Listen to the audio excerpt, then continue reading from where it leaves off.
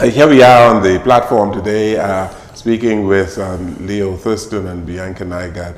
And as we said, most of you who watch the show would know that we've had conversations with people who are involved with Peter Nygard over the years. And we've also spoken with people who have been involved and worked for Louis Bacon.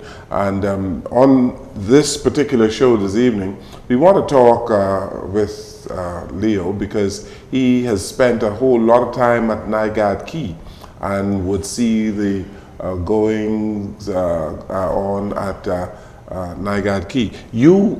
Have you ever met Louis Bacon? No, sir. Never met him. You've never seen him? Never seen him. Never seen him. But he's created quite a havoc at Nygard Key for Peter Nygard. Eh? Yes. Well, I know.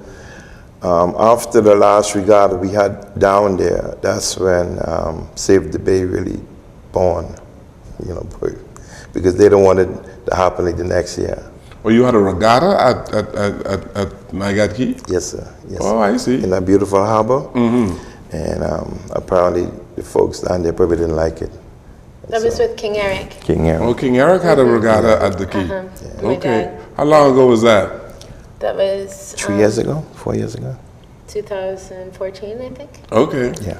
Uh-huh. Yeah. And so the problems really exacerbated, got worse during that time. Eh? Yes, sir. What did you see, or what disturbed you, or what you thought disturbed them? Well, I know the chief. He built that dock for the fishermen out by George's Beach, and they started from that. When they were repairing that dock? Yeah, they started from that. They started picking from then, you know. And it just added up. I know he have those nice yachts, and the sand banks is about this high out the water. He can't get out to go fishing. So you take a pump and just pump it down so the boat could get out. Man, they make a big thing out of that. They made a big thing out of that. So he dredging. The man ain't dredging. He just trying to clear his driveway, you know. And they make a big thing out of that. How big is the boat? Oh, he have, I think it's a 85 foot. He got two boats. Okay. A fishing yacht and a potty boat, like. Okay. Yeah. And so there is this channel that the boat has to enter into to be docked. Yes, sir. And so when he wants to go out, he wouldn't be able to go out. Yes, sir. And so he would pump the sand. Not pump, you know, to clear the boat. Clear the way out, you know. So that it would be cleared out. And every time he does that, trouble. There would be complaints. Oh yeah, and you know, thing about it, they invading his privacy, our privacy. When he had his good legs, you know, he used to play volleyball for almost 8 hours a day, or up to 3 o'clock in the morning. He's still playing, and they record everything.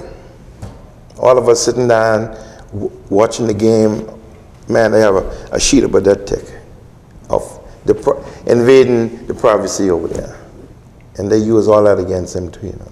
And you would see people actually on the neighbor's yard watching this? No, you see the camera going, see the red light. You see the red light moving? Yes, sir. It's a drone? Or? Well, no, not the camera, you know. Oh, the camera pointed directly to Nygard Key? Yeah, in the yard. Yeah. How many cameras do you think? Well, they have about four. About four. 4 cameras that would record everything going on? You know, when you come in the gate, man, I mean, one right to the gate, just, you know, whoever come there. And, you know, like I say, all of this man haven't said nothing. You know, they just pick, and he never said nothing about that, you know. Why do you think this is going on? Oh, I don't know. You know, in life they say some things you just can't touch, just leave it alone, you know, but sometimes there are times then you have to speak out. And that's why I'm here, because what this guy said about me and Mr. Nygard is not true. It's not true. And when you see the I understand now that one of the reasons why the neighbor is very upset is because of the type people who come in through the gates of Nygard Key. Well, Mr. Nygard is like this. He enjoy you enjoying his home. If you check his house, every wall, every color have a design on it. He did that. He designed every straight wall, every color, everything. And he enjoy you enjoying his home. That's interesting. He enjoys people coming in to enjoy his home. And that is why he would have these free pamper parties. Yes, yes. And let me tell you something. Mr. Nygard guest is very special to him. As long as you're there, you are his guest. And he wants you to have fun. He wants you to have fun. That's why I said the kind of man he is for them to keep fooling around him, you know. I mean, they never really come physically because I dare. I don't think they want to do that, right? But just word of mouth, because word is hurt, man. Mm-hmm. Word is hurt. And normally you say when these parties are going on, he's not there. No, he comes down a little late. But the party always ends about 12 o'clock, so he still have about 3 or 4 hours to mingle and have karaoke and dance a little bit, or you know, he just is have fun with his guests. He would like to be there, but he's working. He's working all the time. So actually, I've been in charge of inviting the guests down there, and you know, we have our rules of like no men can just come. You have to qualify. You can't be just free for all for anybody. You know, he likes beautiful, slim, strong women around him, really, and then he likes to pamper his guests, like Leo was saying, and he would love to come down and enjoy the party, but always because he's hands-on with everything, he's working so much that he only gets to be able to come down at night, and then he would normally like to play volleyball or do something. Now it's karaoke since he hurt his knees. But that's right, he doesn't really leave the property, so he brings everybody to him. And like Leo was saying, we've had boxing tournaments out there, we've had basketball tournaments, volleyball tournaments, the children, the regatta. So we have all those people coming through.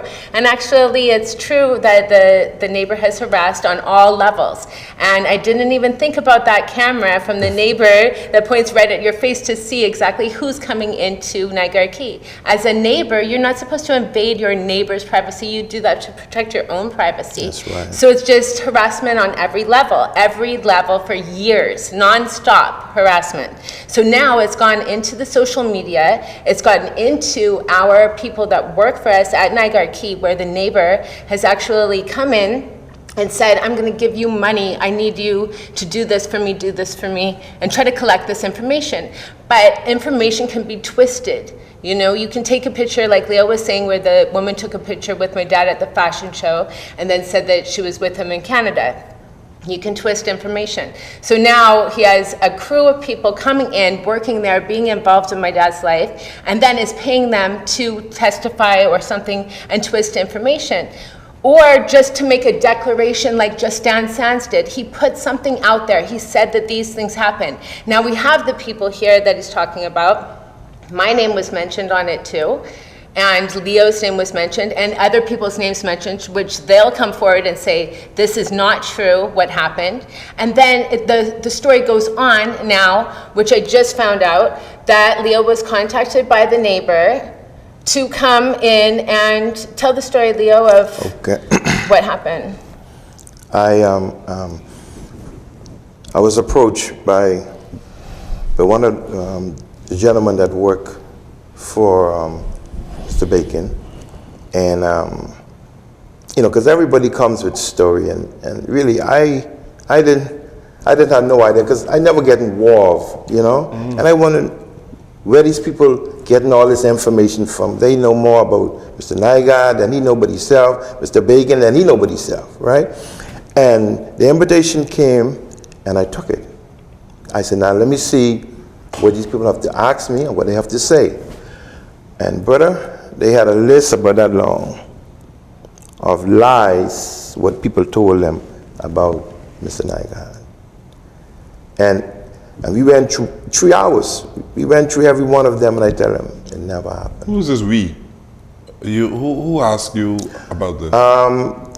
The two gentlemen who was doing the An investigation? Yes. Okay. Yes. And I had to let them know it never happened. So you believe that they were doing this investigation for Mr. Bacon, eh?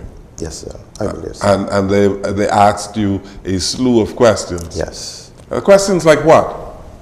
Question like, do young girls come down there? Do he harass girls and tie them down and stuff like that? These are lies what people tell them, and they saw that I was so honest with it. They take a liking, and they offer me a few dollars. Written right then, I didn't need the money right then. When you say a few dollars, what you mean? A few dollars. I wouldn't say the amount, but it's about $10. $10,000 they offer me. But because of the way how I saved them from trying to post all these lies, you understand me? Because the guys, they went there with lies, just trying to start money. They had to run a few of them. They actually run them. Who ran them? The gentleman who was investigating me. The gentleman who investigated you? Who was asking me the questions? Questions? Yeah. Who ran them? When they came over, before I did, because it's them who told all these lies. Okay. You see? And they want to clarify if I know about this. I see. And I didn't know nothing but nothing. So, these allegations about holding people against their own will and tying people and all of that type thing. All that being in the question too. They asked them in the question too. Never heard about it, never see it happen. Never see it happen. This man ain't got no time for that, man. Let me tell you something. I'm a well-dressed person and I stay clean at all times. But when you speak about a guy with woman love, it's Mr. Nygard, yeah? They be online for him. They just love him. So you don't need to do that, man. You don't need to do that. Seriously. You don't need to hold somebody against their will. Like I tell them, I said, when you go down to Nygard Key, it's like a university about females. To see how they respond. Some of them, they get a boyfriend, they get a husband, but they still love him. And number one, you don't fool around married woman. You respect that. You respect a man's property. And I know that about him. So this foolishness they get on with, no. Okay, let's take another break here. This is our final short break on the program, and we'll come right back.